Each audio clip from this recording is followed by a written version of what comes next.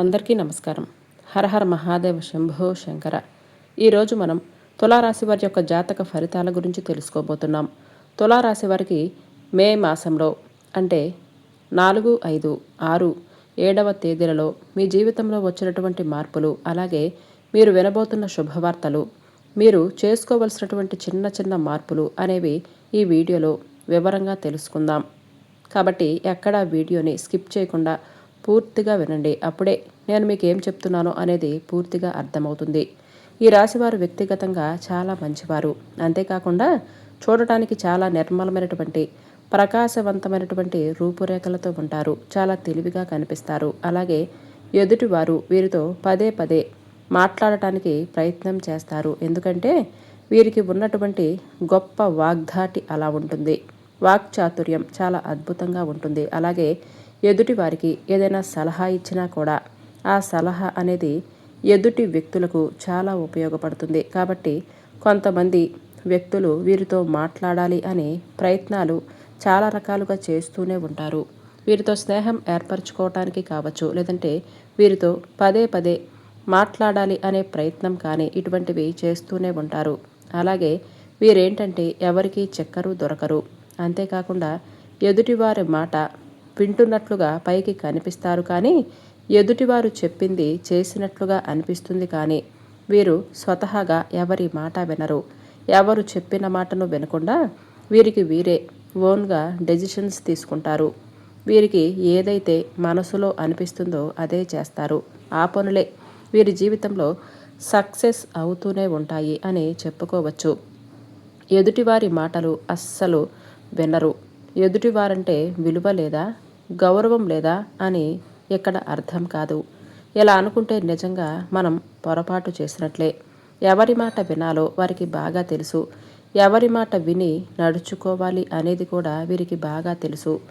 అలాగే ఎవరు చెప్తే అంటే ఎవరు పడితే వారు చెప్తే వారి మాటను వినరు, గౌరవించరు. వీరికి ఉన్నటువంటి తెలివైనటువంటి, అలాగే వీరికి ఉన్న తెలివైన తత్వానికి, వీరికి ఉన్నటువంటి అందమైనటువంటి రూపానికి నిజానికి చెప్పుకోవాలంటే ఈ రాశివారు చాలా అందంగా చక్కగా ఉంటారు. చక్కటి రూపాన్ని కూడా కలిగి ఉంటారు. వీరికి తెలివితేటలు అమోఘంగా ఉంటాయి. ఎదుటివారి కింద మేము ఎందుకు లొంగాలి, ఎదుటివారి కింద తలదించుకోవాల్సినటువంటి అవసరం మాకేముంది అని అన్నట్లుగా ఆలోచిస్తూ గర్వంగా ఉంటారు. వీరి మీద వీరే ఎక్కువగా ఆధారపడటానికి వీరికి నచ్చుతూ ఉంటుంది. అలాగే వీరి కష్టాన్ని వీరు ఎక్కువగా నమ్ముకుంటారు. వీరి ధనాన్నే వీరు సంపాదించుకుంటారు. పరుల సొమ్మును ఆశించరు. ఎవరిని కూడా గుడ్డిగా అస్సలు నమ్మరు. అలాగే ఎవరో ఇచ్చినటువంటి ధనంతో జీవించటం అనేది వీరికి పెద్దగా నచ్చదు. స్వతహాగా వీరికి వీరే కష్టపడి సంపాదించుకున్న దాంట్లోనే వీరు తృప్తిని ఎతుక్కుంటారు. అలాగే వీరికి చిన్నప్పటి నుంచి అంటే ఆస్తిపాస్తులు కానీ, లేదంటే ఎవరో ఇచ్చినటువంటి దానంగా వచ్చినటువంటి డబ్బు కానీ, భూములు కానీ ఇటువంటివి ఏమీ ఉండవు. స్వతహాగా వీరి కాళ్ళ మీదే వీళ్ళే కష్టపడి సంపాదించుకున్నటువంటి ఆస్తులు వీరికి ఎక్కువని చెప్పుకోవచ్చు. ఈ రాశివారు పేదవారు ఉన్నారు, అలాగే లేనివారు ఉన్నారు, అలాగే మధ్యతరగతి వాళ్ళు కూడా ఉన్నారు.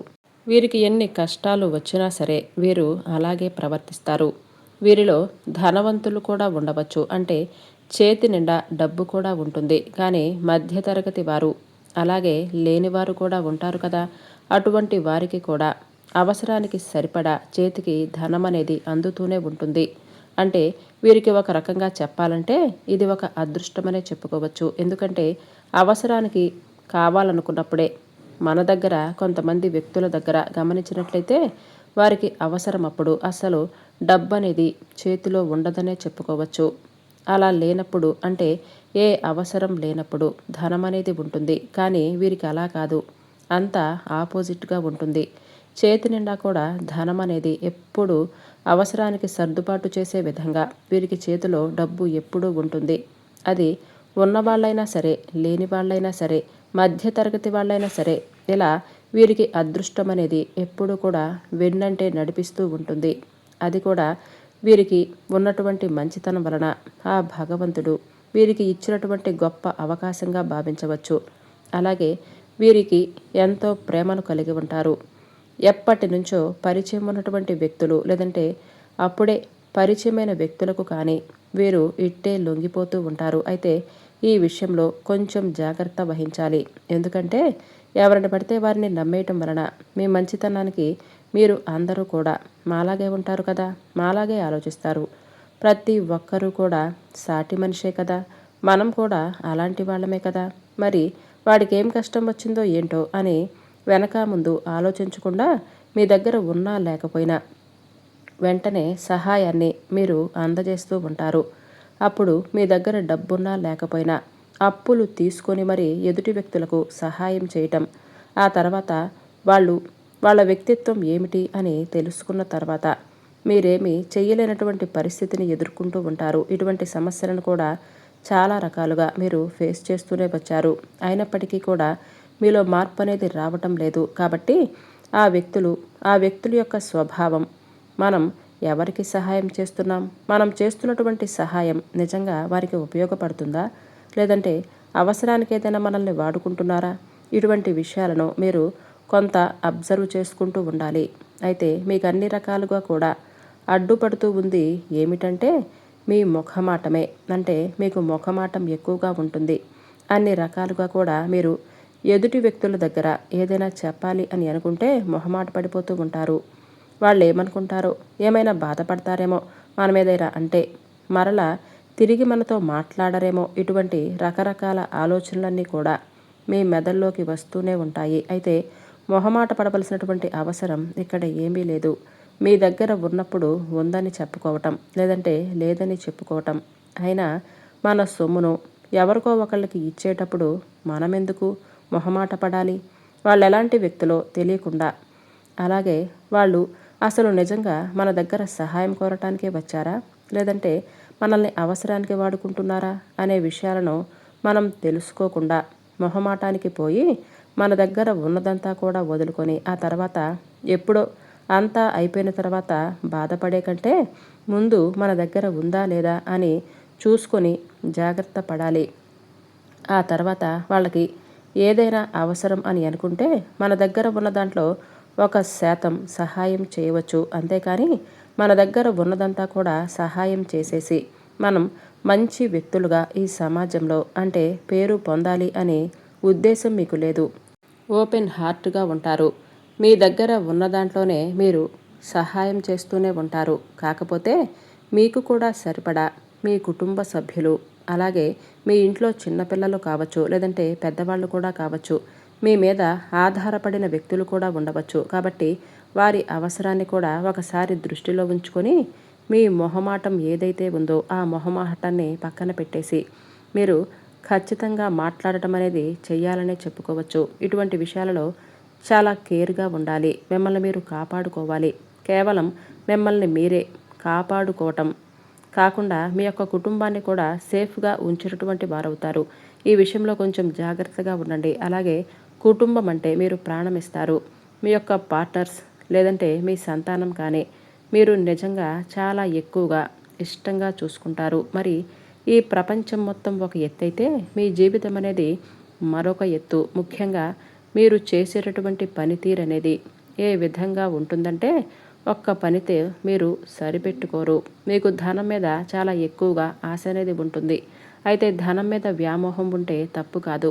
ఎందుకంటే ఒకరి కింద చెయ్యి చాపి సోమరితనంగా కూర్చొని పదే పదే వారిని వీరిని అడుక్కొని ఒకరి కింద లొంగి బతకటం కంటే తప్పకుండా ధనం మీద ఆశ ఉండాలి. ఆ ఆశతో 1కి 4-5 పనులు కల్పించుకొని చేసుకోవటం, 1కి 4-5 వ్యాపారాలనేవి తెలివిగా పెట్టుకొని చేసుకోవటం, ఇటువంటివి వీటి ద్వారా ధనం రెట్టింపుగా సంపాదించుకోవటంలో ఎటువంటి తప్పు లేదు. అయితే ఈ విషయంలో ఈ రాశివారు ముందంజలోనే ఉంటారు. అంటే తెలివిగా ఆలోచిస్తారు. అలాగే ధనాన్ని సంపాదించేటటువంటి విషయంలో కూడా 1కి 4 సార్లు ఆలోచించుకొని 4 వ్యాపారాలు పెట్టుకుంటారు. ఇక్కడ ఆడవారు కూడా తక్కువేమీ కాదు. చాలా రకాలుగా 1కి 2-3 వ్యాపారాలు పెట్టుకుంటారు. అలాగే వీరికి ఉన్నటువంటి తెలివితేటలతో డబ్బును సంపాదించుకునే దిశగా వీరి ఆలోచనలు చాలా అమోఘంగా ఉంటాయనే చెప్పుకోవచ్చు. వీరికి గతంలో పోల్చుకున్నట్లయితే డబ్బుకు సంబంధించిన వ్యవహారాలలో ఎటువంటి దిగులనేది, ఎటువంటి లోటు అనేది ఉండదనే చెప్పుకోవచ్చు. ఇందాక మనం చెప్పుకున్నట్లుగా వీరి ప్లస్ పాయింట్ ఏమిటంటే వీరి దగ్గర అదృష్టం అనేది ఎప్పుడూ ఉంటుంది. అంటే వీరికి పెద్దలు సంపాదించిన ఆస్తిపాస్తులు కూడా ఎక్కువగా ఉండకపోయినా సరే స్వతహాగా వీరికి ఏదైనా అవసరం ఉందా అని అంటే అవసరానికి సరిపడా డబ్బు అనేది వీరి చేతిలో ఎలాగైనా సరే ఉంటుంది. ఇక ఎక్కువగా వీరు ఈ మధ్యకాలంలో చూసుకున్నట్లయితే కొంత మానసికంగా ఆందోళన వీరికి ఎక్కువగానే ఉంటుంది.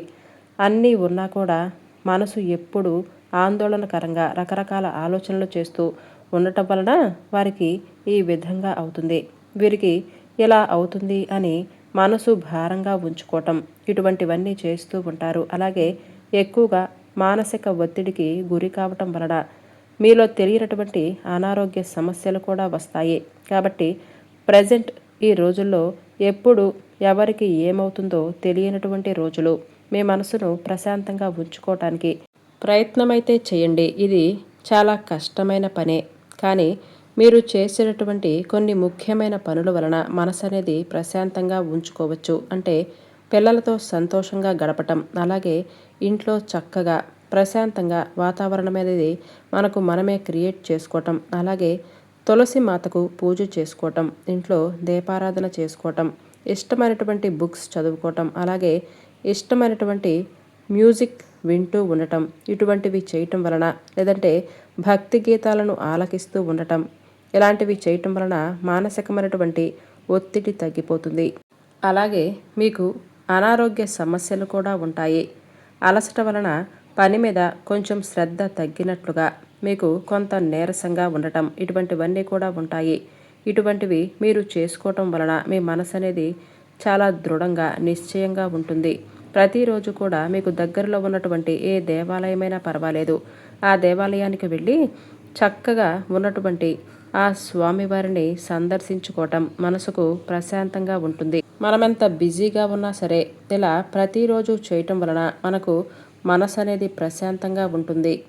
ఈరోజు మనం చాలా ప్రశాంతంగా ఉన్నామే, ఈరోజు దేవాలయానికి వెళ్ళటం వలనేననుకుంటా మనం ఎంత ప్రశాంతంగా ఉన్నామో, ఆ దైవాన్ని ప్రశాంతంగా దర్శించుకున్నాము కాబట్టి మన మనసు అనేది చాలా తేలికగా ఉంటుంది అని మనకే మన మనసుకే తోస్తుంది.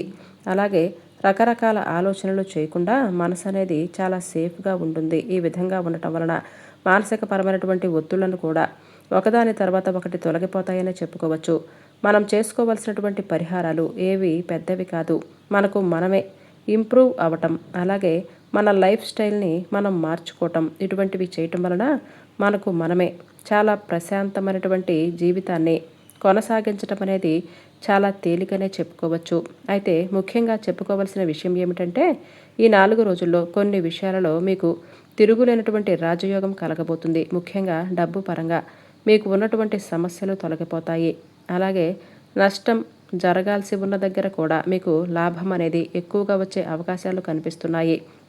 మంచి సానుకూలమైనటువంటి సమయాలనే చెప్పుకోవచ్చు ఈ 4 రోజులు. కాబట్టి మీరెంత కష్టపడతారో అంతా కష్టపడండి. మీ కష్టానికి తగినటువంటి ప్రతిఫలం అనేది ఖచ్చితంగా అందుకోవటానికి సిద్ధంగా ఉండండి.